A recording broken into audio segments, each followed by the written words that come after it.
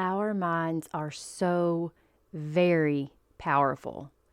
I say all the time to my kids, if you think you can, you can. And if you think you can't, you can't. Because so much of ability begins in believing it is even possible. The same is so true for birth. When you decide that you can have a natural birth the way that God intended, it is all the more possible than it ever was when you doubted. We're going to really dive into this today because I truly believe that you can have your birth God's way. Are you a Christian woman yearning for a beautiful, joyful pregnancy and birth with a focus on God, not medical tests? Are you worried the birth you want isn't possible and you're tired of being treated like an accident waiting to happen? Hey Mama, I'm Lori, host of Your Birth God's Way. I'm a certified nurse-midwife now, but I wasn't always. After working for nearly 20 years in the broken maternity system, I too was in your shoes wondering how I could have the birth I wanted and that I felt God meant for me to have. I found a secret that has actually been known since the beginning of time. God's way is the best way. Spoiler alert, God made us and our babies, and He knows us best. He designed us perfectly for pregnancy, birth, and nourishing our babies after birth, if we work with His design and not against it. In this podcast, you'll learn how to be healthy and have joy during this time of life that will be over before you know it. So if you're ready to reclaim your birth and your babies for His glory, go turn on a few episodes of Bluey for that little one on your hip so you can put the focus back on you for a few minutes with me. It's review time, one of my favorite times of the show. I love sharing with you guys what other listeners like you are having to say about the show, and I also love encouraging you to go leave me a review.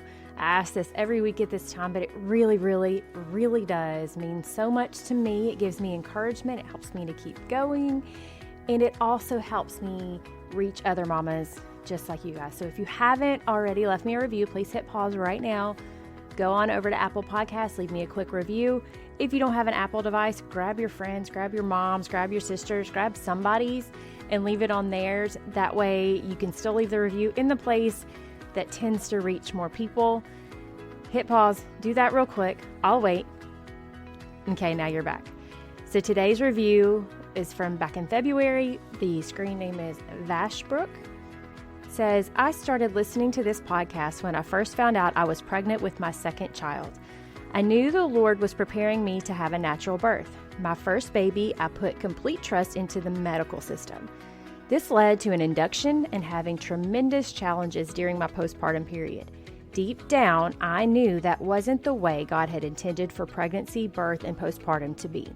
Lori challenged my thinking and helped me understand that God's way is the best way, even if it seems like it's scary or the hard way. At 36 weeks pregnant, I made a huge leap of faith by leaving my provider and finding a midwife to help me deliver at home, proving it's not too late to change your mind. I was met by many negative opinions from family, anxious about the what-ifs, but I knew that God was encouraging me to trust Him. My husband and I decided to put our eyes on the Lord, and when I went into labor at home, I felt complete peace.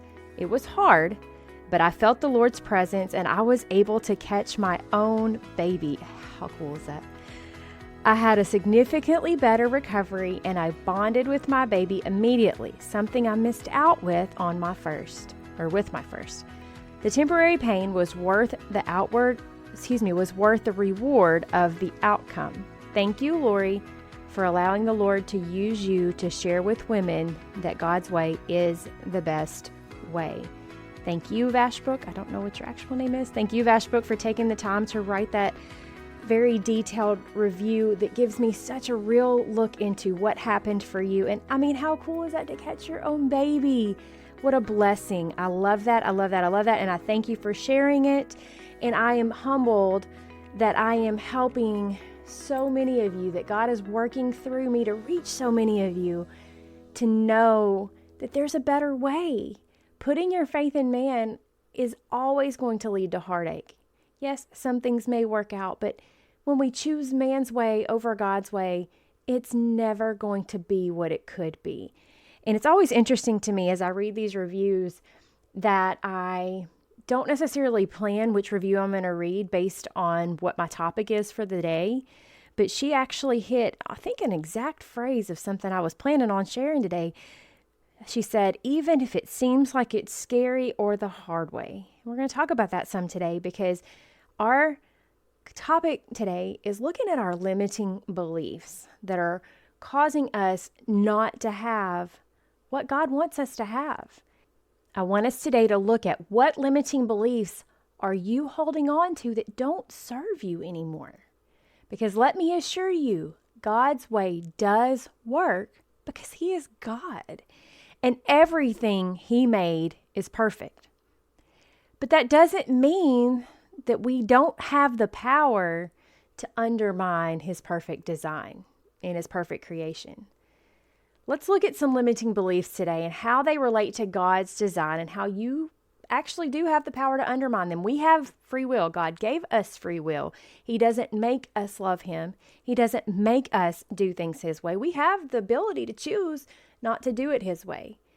But we also have the ability to choose His way, knowing that when we choose His way, He is there and He promises to help us.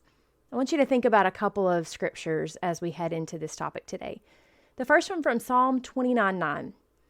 The voice of the Lord makes the deer give birth. The voice of the Lord.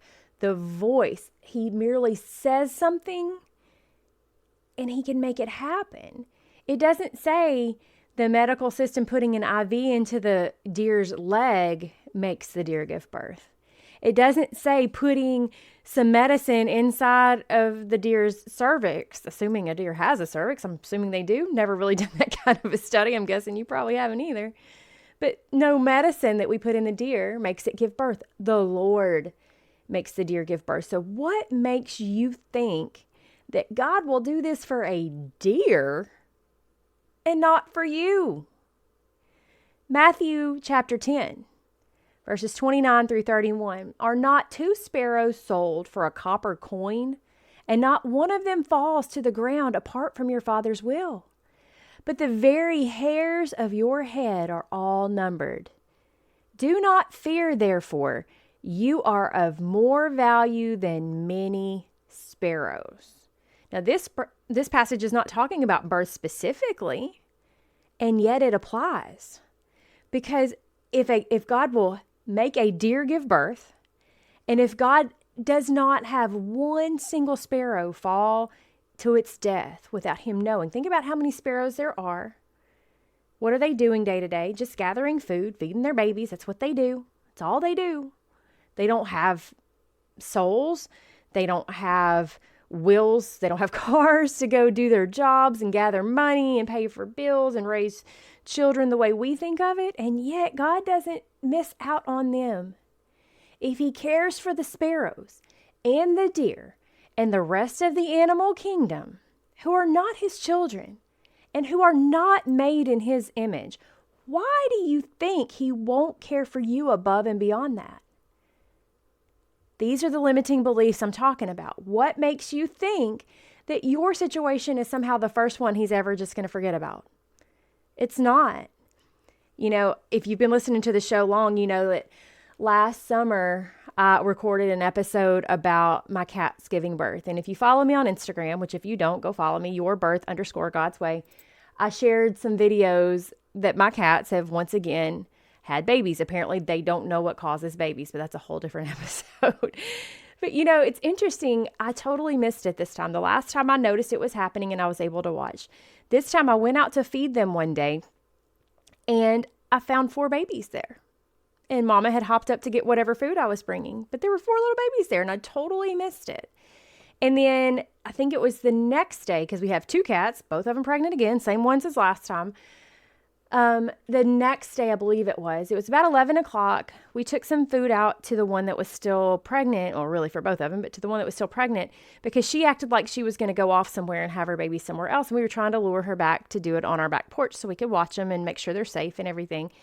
And she was still pregnant at 11 o'clock. I was just assuming that I would get to watch this time. I was assuming it was going to happen in the day. I don't know why. I'm a midwife. I know babies don't often happen during the day naturally, but yet I trusted it. Went off to bed. Wake up at, 7 something the next morning. My son's in there going, they had more babies. And now we have 9. And I want you to know, I didn't go ask them if they want a Pitocin. I didn't put an epidural in their back. They never once asked me if they could get up and move around or if they could have a popsicle or ice chips or whatever. They just had their babies when they were ready in the way that they wanted to. And they're nursing them all. And they're all just doing everything that God made them to do. And no one has to do it for them. No one has to tell them how to do it. And I need you to understand, Mama, as we go into a couple of scenarios of limiting beliefs, I need you to know that if He put that into a cat, He certainly put it into you. And your doubts and your fears and the things that you think you're not ready to do are not based on Him. They are based on the fact that this culture has told you that you can't do it unless some doctor with some names or some letters behind his name tells you to do it first. I heard somebody talking the other day about when they can push based on a cervical exam. And I get the theory behind all that. This episode is not to argue that, but the point being, a doctor had to let you know that you could do the thing that your body was already telling you to do, because, by the way, pushing is a reflex. It's an instinct. It's not something you can fight when it's time. And yet, people, mamas, believe that until somebody tells them that they, quote, can do something like pushing, that they don't know if they're ready. And yet, God made you to know when you're ready. He gave you instincts, just the same as He gave those cats instincts. Nobody checked the cat's cervix and told them it was okay to push now. They just did. I'm digressing a little bit, but I need you to understand that these are limiting beliefs from our culture and our broken medicalized maternity system that have made you believe that somehow you're not good enough without somebody else's help. No, Mama, you've got it in you, and we're going to look at that today. So let's look at two different scenarios of limiting beliefs. And believe me, I could go on all day about these, but I just picked out two to kind of dig into to help you understand how our minds have the power to either make us do this well, God's way, or to cause us to fall into the traps of thinking that we can't do it. So the first one, the limiting belief of your baby will be too big to fit through your pelvis. Too big. And this is built on fear from others, from the things that they have experienced, usually in a hospital setting. And you're going to see by the end of this, I hope, why they believe that. The hospital tells people all the time that their babies are too big. They're just too big to fit through their pelvis. But are they really? When you hear stories of people having 10 and 11 pound babies, naturally, mind you, how is it that a baby can be too big? If you can fit an 11 pound baby through a pelvis, you can fit an 8 pound baby through a pelvis. No baby in any mama is truly too big, because God would not put a baby in that cannot find its way out. Let's talk about what God's design is and why I can say this with such confidence. First of all, God made your pelvis with many movable bones. Your pelvis is not just one big old bone. It's several bones that work together and they move as you walk, as you lunge, as you squat. Any movement that you make with your lower body, your pelvis changes. It also changes when you lay on your back, because when you lay on your back, you flatten the sacrum up towards the front of the pelvis where the pubic arch and things like this are, and you make that pelvis smaller, okay? So when you're walking, you're moving, and you're upright, you make it bigger. You make the whole move around. And when you lay on your back, you make it smaller and you compact it. Okay? Now let's talk about the baby's head. Baby skulls are made of a few different bones that join at areas called sutures and fontanelles. When a baby is born, these are very movable. They're squishy. They move around. Our heads as adults are very hard. That's because all of those sutures have filled in by this point, but babies don't have that yet. Those bones can literally overlap each other. And if you've ever seen conehead babies be born, not coneheads from the movie, but actual babies be born as coneheads, it's because of that molding. It's because God made their skulls to kind of squish to fit through. Okay, that's His design. The fontanelles, which are the soft spots you've heard talk of, and the sutures, which is where the bones come together, those are all movable, and those bones can move because of those sutures and those fontanelles. So obviously, he made a baby's head to be able to squish to fit through this pelvis that you think might be too small. Babies also, as they're coming through that pelvis, they make several moves at different markers throughout the pelvis to help them to fit. Whether you realize this or not, the top of the pelvis, the hole, the outlet, in the top of the pelvis is an oval that goes from your right side to your left side. It's called transverse. Okay, so it's the longer parts are pointing at your sides. But at the outlet, that same oval is actually front to back. So obviously how the baby goes in at the top is going to have to change to come out the bottom. And there's reasons for that I don't have time to get into today. But suffice it to say, because we've got an oval facing one way at the top and a different way at the bottom, the baby's going to have to move. Okay, it's going to have to wiggle. It's going to have to make some rotations.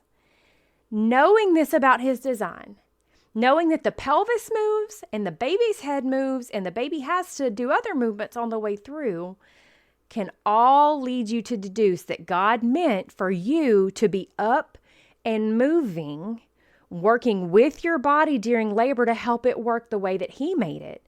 Because as we're about to learn, not being up and not moving works against that design. How do we undermine this? In our culture, in our medical system, how are we undermining God's design in most labors? Well, for one thing, we induce. A lot of people are induced. I hear that the statistic these days is somewhere around a third. I'll be honest, from my experience, from what I was seeing when I was working in labor and delivery, it seemed a lot higher than that because it felt like nobody was having babies naturally. It felt like everybody was getting induced. So I don't know where they pull these numbers from, but we'll go with it at any rate. But when you induce, you can automatically assume that the baby wasn't ready and that the mama wasn't ready to be in labor, because if the baby was ready and if the mama was ready to be in labor, she would have been in labor. Okay? So when you're inducing, you're starting a process that was not ready yet. We can also deduce that likely a large portion of those people who are being induced, the baby was not yet in its optimum position for the birth. Now remember, I talked about the inlet of the pelvis being an oval that is transverse. So there's going to be a certain way that the baby's head has to fit through there properly for it to get the right start. And I can't show you this on an audio podcast. I'm talking with my hands a lot, but you can't see that. But just understand that the baby's head has to go through it at a certain angle, in a certain way. And the baby will tend to get itself in that position before labor starts. We don't fully understand the exact trigger of what makes labor start, but one of the things has to be the baby being in the right position. Okay, so when you start the labor process, you start making that uterus contract and squeeze and make things happen before that baby's head is in the right position, but it's getting squeezed down even though it wasn't in the right position in the pelvis. You can understand that sometimes you're going to start squeezing a baby through in the wrong position with its head turned wrong, and it can't do much wiggling and it can't do much correcting when, of course, if you're inducing, you're probably flat on your back in a bed. So your pelvis is contracted, it's squeezed in, that outlet is as small as it can possibly be. You're inducing in a way, usually if you're on your back, you're now causing the baby to have to fight gravity, which none of us can win that battle, but somehow we try to make babies do it all the time. Gravity wins every time, but we lay flat and we try to make a baby squeeze through a hole that's the smallest it can possibly be because you're on your back. At a time that it's not ready, it's not in the right position yet, because labor hasn't started on its own yet. Yeah, in that way, you can definitely understand how a baby could get in the wrong position. So it's not that the baby is too big to fit through your pelvis. It's that its big old head hasn't found its best way through the pelvis yet to start your labor yet, so that now it's not positioned right. I mean, if you've got an oval going one way, and your baby's head is going, perpendicular to that, you can imagine that it's not going to fit right. It's going to get wedged in there in a way that it can't make the motions and the rotations that it needs to make to find its way through the rest of the pelvis. Then add on top of that, we give moms epidurals. So any motion that the mom might have made by maybe sliding up in bed, moving legs around, sitting upright, things like this. Any motions that the mom might have made that might have benefited the baby are now completely limited as mom is immobile from the waist down. So we have a contracted, immobile pelvis. We have a baby's head that's being forced through a pelvis in the wrong position. Can you see how this limiting belief that does not come from you, does not come from God, but comes from the medical system, is causing his design to look like it's failing, to look like it needs the help of the medical system, when really the design was perfect and the medical system worked against it from the start and broke it? Okay? Tell me, is your limiting belief about worrying whether your baby's head is too big or your baby in general is too big to fit through your pelvis, is that based on God's design, or is that based on fear the world has created for you? I think you know the answer. Second limiting belief we're going to look at. I can't give birth safely at home. This is also built on the fear of others and a false understanding and appreciation of giving birth at home and what that even means. Midwives and other home birth attendants believe in natural birth, or they wouldn't be doing what they do. Okay? Not all of them believe that God is the creator. In fact, I would venture to say most of them don't. But most of them do believe in his design, whether they realize it or not, because to work with a natural thing, to work with the natural design of birth, when God was the designer of birth, they do believe in the design. They just haven't quite yet identified where that design came from. Midwives work hard to obtain their training that can come through various routes. There's all kinds of different paths to becoming a midwife. I've gone into that in other episodes that you can find. But just understand that letters after a person's name mean nothing. Okay? There are great doctors and there are terrible doctors, and both still have MD behind their name. There are great nurse midwives and there are terrible nurse midwives, and both will still have CNM behind their name. There are great professional midwives and there are terrible professional midwives, and all still have CPM behind their name. And I could go on and on. There are midwives who have no licensure who are great. And there are midwives who have no licensure who are terrible. And they are both still midwives working in birth. What matters, and where you're going to have to do a little legwork on your own, is determining their experience and their mindset, whether they truly respect birth, whether they have the experience and the knowledge that they need to protect your birth and to make sure you're safe, or whether they don't. It's not the letters after their name that make your home birth safe. It's their abilities and both of your trusting in this process. Most midwives are actually kind of like mini walking hospitals, back to the topic of whether it's safe to give birth at home. They come prepared with most all of the equipment that is used for the stabilization of mom and baby, for basically almost all of the things that you're afraid might happen at home that make you think it might not be safe to be at home. If you want to learn more about what all they take to birth, you can go back to the episode where I interviewed Rachel Clark. I apologize, I didn't look at the episode number, but I'll get it and I'll put it in the show notes. But she talks about all the things that she brings to a birth, and that's a pretty typical setup for most midwives. They come prepared with all kinds of stuff. But see, what many don't see about this whole situation is that the things you're scared of, that they are prepared to take care of, actually don't happen much at home, because that cascade of interventions, which leads to a cascade of consequences that is very, very real in the hospital, and almost no one escapes unscathed there. Those things at home almost never happen, and nearly everyone has a birth with no unnecessary interventions. Interventions at home are only applied when needed, which makes them necessary. How do we undermine this? We let others' fears dictate our choices. We let our own fears dictate our choices. And our fears are not based on God. They're based on what the world has told us isn't safe and what we've gotten scared of as a result.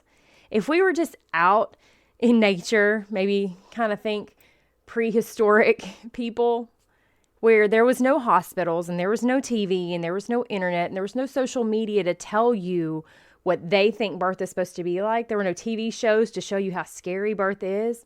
If all you knew was that you were a woman and you grew a baby in your tummy and that baby's going to come out eventually, you would just go on about your business until the day that it happened, and then you would have your baby, and then you would go on about your business again. And you wouldn't be afraid because you wouldn't have anything to be afraid of. Our fears almost completely don't come from ourselves. But if we, quote, only try, if we decided we're going to try, I'm going to try to have a natural birth. I'm going to try to have a birth at home. We don't actually truly believe it's possible. If we just say we're going to try, that word try alone tells you that you're kind of going to give it a shot, but it's not a big deal if you fail. And I'm not saying that you're a failure if you transfer. That's not what I'm saying here. I'm saying that this mindset of I'm just going to try and we'll just see what happens implies that you don't truly have faith in this process. We question why this or that isn't being done when we have that mentality. So let's say you're going through your prenatal care and there's something you heard that some friend of yours that goes to the medical system had done. Why aren't you doing this?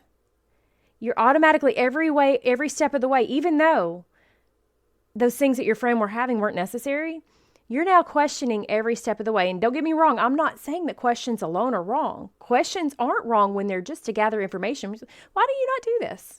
You just want to know why. But questioning because you think that level of intervention is necessary in order to have a, quote, safe birth means you don't truly believe what you're doing is best. And your worry is likely going to sabotage you giving birth at home. Okay? You've got to understand the power that your mindset has on the success or failure of your home birth. Yesterday, I had a reunion with the participants who took part in our live course this past summer. We got to meet all the babies. It was a great moment to get to see all these babies that were inside when we were going through the course. It was awesome. And one of the mamas said that the only reason that she succeeded at her home birth is because she was surrounded by other people who knew how badly she wanted to succeed at having a home birth, and they wouldn't let her quit. They kept her at home even when she wanted to quit, and as a result, she succeeded. But and this was not a mama who doubted. So I don't want you to take that from it. She was not one of these, I'm going to try to have a home birth. She wanted it. And even though she wanted it, when she hit that wall, when she got to that hard point, she was like, I'm out of here. I don't want to do this anymore. So the fact that she was that dedicated and she still had that moment lets you know that if you have doubts heading in, you're not going to make it, because the first time anything gets hard, you're going to be like, I can't do it. I can't do this. And you're going to tell yourself you can't, even though you can. It's not that you're not able. It's that you don't believe that you're able. She would have given up, but she surrounded herself with people who knew how much she believed in it, so that when she hit that wall, which transition very frequently is, it's a wall where you're like, I can't do this anymore, they kept her there. So knowing that, you need to focus so much on believing in this process and get rid of the limiting belief that you're just going to try to do it or that it's not safe, because those beliefs will undermine your ability to have your birth at home, in the home that God blessed you with, in His way. Those are just two scenarios. There are so many others. Our minds are so very powerful.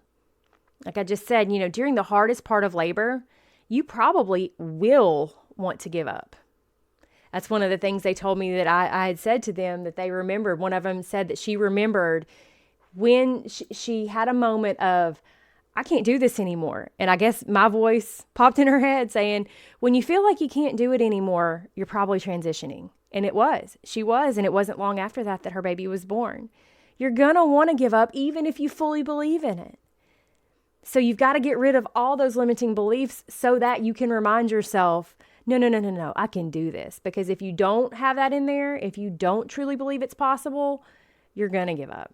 If you truly believe in what you're doing and you truly believe that God is orchestrating your labor, you'll lean on Him and you'll lean on that belief, and you will have a much better likelihood of succeeding These limiting beliefs, we have to put them in the background. We have to get rid of them, and that's not easy. It's not easy at all, and it's very hard to do by yourself in this world that we live in this culture, which attacks your plans from all angles. Right now, we have a big group of mamas who are working through the Your Birth God's Way online Christian childbirth education course. They are working on eliminating those false beliefs and replacing them with truth and factual information. That course is built around giving you all the tools that you need to have a successful birth God's way. And a big part of that work that we do is on shifting your mindset and changing what you believe is possible based on God's truth. When your foundation is on God's truth, you can move away from the world's fear and put it in the rearview mirror, which is essential for you to have success at having a natural birth in this world that works against you at every turn. So won't you come join us? It's a great way to make sure that you have all the tools that you need to succeed. Now, and not only do you get the course, which has everything under the sun, okay, lots of information. You also, inside of that course, get access to our monthly live question and answer sessions, which will answer any questions you might have above and beyond the course. Again, it's really hard to have any questions that I don't cover because I cover pretty much everything. But if you have some situation that's above and beyond that, you have a question, you'll have the opportunity to ask me live each month in our live sessions. I've been in this birth world for over 20 years. I know how it works. And I know what you need to know to navigate the system. I've been all in on the medical side. I was one of the people I talked to you about. I was one of the people working to undermine your plan. And then God woke me up. And I see now that I was a part of the problem. Any of those mamas who I took care of then, I have a few that are friends to this day. I apologize because I was wrong about a lot of things that I have since learned were undermining your ability to be successful. But now because I've learned that, the things that I've learned, I want to share them with you. I don't want you to have to do this alone. Rather than wasting so much time trying to piece together information from 1,000 different sources and having to weed through this new age junk that you know isn't true, come join us in the course where you can get factual information based on the truth of God's perfect creation so that you'll be fully equipped to have your birth God's way. Go on over to go.yourbirthgodsway.com/course and get signed up today. That's go.yourbirthgodsway.com/course. Get signed up today, get started, and then meet me back here next week for a whole new episode. Real quick, if today's episode blessed you in any way, would you head over to Apple Podcasts and leave me a quick 5-star written review? It'll take you less than a minute, but it's the best thank you you can give me. And it will help my show to reach more mamas just like you so we can all find God's best for our families. I'll see you right back here in a few days.